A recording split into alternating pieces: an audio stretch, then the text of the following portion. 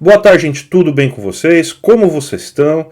Quinta-feira saiu o resultado da decisão do Copom, a super quarta acabou e, para variar, não é surpresa para ninguém, teve alta da taxa Selic. Então hoje a gente vai discutir essa alta, vai ler o comunicado do Copom e vai explicar para vocês por que é absurda essa decisão de aumentar a taxa Selic nesse momento. Então o tema do vídeo de hoje vai ser a decisão do Copom em aumentar a taxa Selic.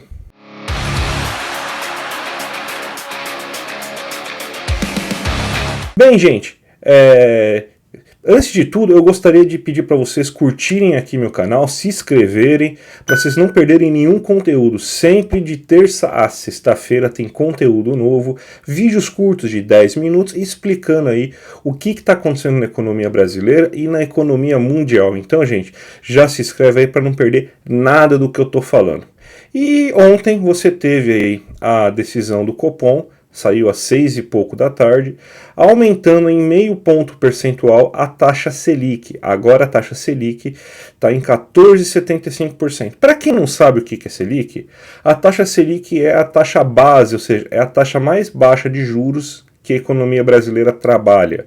Então ela está em 14,75% ao ano.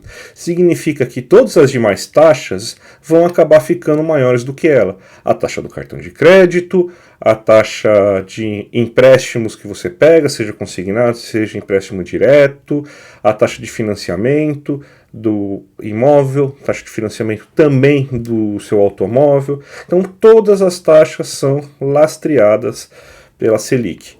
E existe uma certa fórmula para definir a Selic, e nessa fórmula tem um certo absurdo que a gente vai comentar agora e mostrar para vocês que quem define Selic, na verdade, é o mercado financeiro. Então, basicamente hoje, até uma crítica que eu estava fazendo com uma amiga minha conversando ontem, é que o Banco Central acaba só pegando o que o mercado financeiro acha que tem que ser a Selic e acaba colocando isso aí na sua decisão final. Porque a Selic é baseada num modelo chamado Samba, que é nada menos do que um modelo econométrico que é baseado num negócio chamado regra de Taylor. O que essa regra de Taylor é? Ela é uma equação que define qual que deve ser a taxa base de juros, ou seja, a taxa básica de juros, a menor taxa da economia, para manter a inflação dentro da meta esperada definida pelo Banco Central. Hoje a meta é 3%, que é uma meta absurda. Mas dentro dessa lógica você coloca o que os agentes de mercado estão esperando, ou seja, quem são os agentes de mercado? É o mercado financeiro, ou seja, eles falam qual que é a expectativa de inflação dos agentes de mercado, então isso entra na equação. Então quem define qual que é a expectativa inflacionária é o mercado financeiro. E também se utiliza de um negócio chamado hiato do produto, que é basicamente o quê? O que o Brasil, teoricamente, poderia crescer sem gerar inflação, menos o que o Brasil está crescendo de fato. Se esse ato do produto mostrar que o Brasil está crescendo mais do que a capacidade dele, sem gerar inflação, significa que tem muito gasto fiscal e isso significa que isso aí também está gerando inflação. Então esse modelo culpa duas coisas: ou que o país está crescendo mais do que poderia, ou que as expectativas estão desancoradas. Então você vê assim que é o próprio mercado financeiro que define aí qual que é a taxa Selic que ele quer. Então esse modelo aqui que eu tanto critico, que é o regime de meta de inflação, que utiliza isso, ele é definido completamente pelo mercado financeiro, e esse é o primeiro absurdo da taxa Selic. O segundo absurdo da taxa Selic nesse nível, e também da forma que a taxa Selic trabalha no Brasil e no mundo, é o fato de que a única maneira que você pode controlar a inflação, segundo a lógica do regime de meta de inflação, é via taxa Selic. Ou seja, se está faltando chuva, isso aí está encarecendo a produção de alimentos, é a taxa Selic. E como eu sempre falo, a taxa Selic não faz chover. A taxa Selic não é o cacique cobra coral. Mas Tá faltando chuva, joga Selic aí para baixar a inflação de alimentos. Não, resolve. Tá com problema no petróleo no mercado internacional porque tem uma guerra, joga Selic. A taxa Selic não vai fazer mediação de paz entre dois países para conseguir baixar o preço do petróleo. A taxa Selic não vai conseguir fazer com que os chineses tomem menos café. A taxa Selic não vai conseguir fazer com que os americanos parem de fazer aquele absurdo de deixar as galinhas ficarem doentes para melhorar o preço do ovo no mercado internacional. Não, a taxa Selic não tem essa capacidade. A taxa Selic acaba fazendo uma única coisa, que é deprimir a economia local, ou seja, reduzir serviços, reduzir o consumo das pessoas, sendo que isso não é o que está gerando inflação. Na cabeça deles a gente vai ler até o comunicado sobre isso. Então a Selic é utilizada dessa maneira aí como se fosse um medicamento único. Eu ia falar que seria uma dipirona, mas a dipirona não faz tão mal quanto a Selic. É mais ou menos assim, o paciente está com uma gripe, eu vou jogar um quimioterápico nele. Porque eu quero acabar com a febre do paciente. Eu vou matar o paciente, daí ele não vai ter febre. Ele conseguiu chegar no resultado, mas a que custo? É assim que a taxa Selic acaba trabalhando. Vamos ler aqui o comunicado do Copom para ver alguns absurdos que você tem. Um trecho que eu quero falar é em relação a essa questão do cenário doméstico. Ele fala aqui, ó. No cenário doméstico, o conjunto dos indicadores de atividades econômicas e do mercado de trabalho ainda tem apresentado dinamismo. Ou seja, a gente está tentando, tá? Não conseguimos matar a inflação ainda, não conseguimos matar a economia brasileira ainda, mas a gente está tentando. Tem que jogar aí na pedrada, na martelada, a gente tem que acabar com a atividade econômica e fazer com que tenha mais desemprego, tá? Porque senão vai ter inflação. É isso que é a tradução dessa parte aí do comunicado do Copom. Mas observa-se uma incipiente moderação no crescimento. Então, fala assim, ó, a gente está conseguindo algum resultado, não está crescendo tanto, mas a gente ainda tem que aumentar o desemprego e tem que reduzir a atividade econômica mais ainda. É para isso que serve a Selic, é para jogar a economia brasileira na martelada para baixo. Daí você tem aqui que eles falam aqui alguns cenários aqui, os riscos de alta de inflação aqui.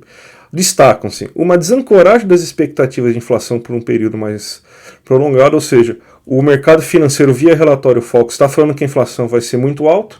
Da onde que eles tiraram esse dado? Mas é eles que são ouvidos, então já que eles estão achando que a inflação vai ficar muito mais alta do que a meta de inflação, a gente tem que bajular o mercado financeiro e agradar eles. Uma maior resiliência na inflação de serviços do que a projetada em função de um hiato do produto mais positivo. Ou seja, o brasileiro está consumindo muito, os serviços estão muito aquecidos. Coitado, a cabeleireira está aumentando seu preço, aumentou no começo de ano. Isso aí não pode. O barzinho está reajustando sua cerveja, não pode aumentar a renda das pessoas que trabalham no serviço. Aí é ruim para a inflação. É isso que o comunicado está falando. E o último ponto, uma conjunção de política econômica externa e interna que tenha impacto inflacionário maior do que o esperado. Ou seja, o mundo está uma zona, está vindo pressão inflacionária de todo mundo, e isso aí que está causando inflação. Tá, esse ponto realmente está correto. Você tem também, mais uma vez aqui, eles falando aqui que o governo está fazendo uma política fiscal muito agressiva, daí vai lá e culpa de novo o governo por fazer política fiscal, mesmo com uma política fiscal bem moderada esse ano. Então, é isso aí que o comunicado do Copom está falando aí, nesse momento, que o Brasil está gastando demais, não pode gastar com você, seu ferrado, seu pobre, porque isso aí gera inflação, então não pode crescer a economia, não pode gerar emprego, o setor de serviços tem que ficar estagnado, porque senão gera inflação. Sendo que a inflação está vindo de alimentos. É bem coerente realmente isso, né? Mas tudo bem. E fala assim, a gente tem que ancorar as expectativas. Só que, claro, gente, você está com uma meta inflacionária de 3%. 3% para um país que quer desenvolver e distribuir renda é impossível. A inflação é o preço que você paga, uma inflação baixa, rasteira, é o preço que você paga por um certo desenvolvimento. Você não tem como se desenvolver sem inflação. É impossível isso. os preços aumentam, as pessoas começam a querer cobrar mais de serviços, por exemplo, e isso vai gerar inflação. Mas parece que isso é proibido. Existe inflação boa e existe inflação ruim. A inflação boa é aquela que está vindo porque ela está aumentando a renda das pessoas, enquanto a inflação ruim é aquela que está te ferrando. É o preço do café que está aumentando, é o preço do ovo que está aumentando, é o preço do hortifruti que está aumentando. Essa inflação é ruim. Mas a Selic não afeta ela, caramba. Não afeta ela. Então, a gente vai lá e arrebente o setor de serviços, faz com que a economia brasileira pare de crescer, podendo gerar mais desemprego, para controlar essa inflação. Então, é isso que a Selic consegue fazer. E vai lá, o Banco Central aumenta mais a Selic, sendo que você vai conseguir somente com isso dar mais um entrave para crescimento econômico, que nem eu falei no vídeo de ontem. A taxa Selic não é um definidor se vai frear ou não a economia, depende da expectativa dos agentes econômicos, mas coloca mais dificuldade ainda para o Brasil crescer, sendo que isso aí não vai resolver porcaria nenhuma. Só vai conseguir fazer com que a economia decresça, você desacelere a economia, e aí você vai controlar a inflação ferrando mais ou menos os mais pobres. Como eu sempre digo, o controle inflacionário é uma escolha política. Tá certo, gente? Eu espero que vocês tenham gostado desse vídeo de hoje. Se gostaram, dá o like aí embaixo. Se vocês ficaram até agora vendo o vídeo para saber se ia se inscrever no canal, se gostou, se inscreve também no canal. E amanhã a gente está de volta para sextar aí. Vamos falar algum assunto importante para a economia, tá bom, gente? Um grande abraço e até a próxima.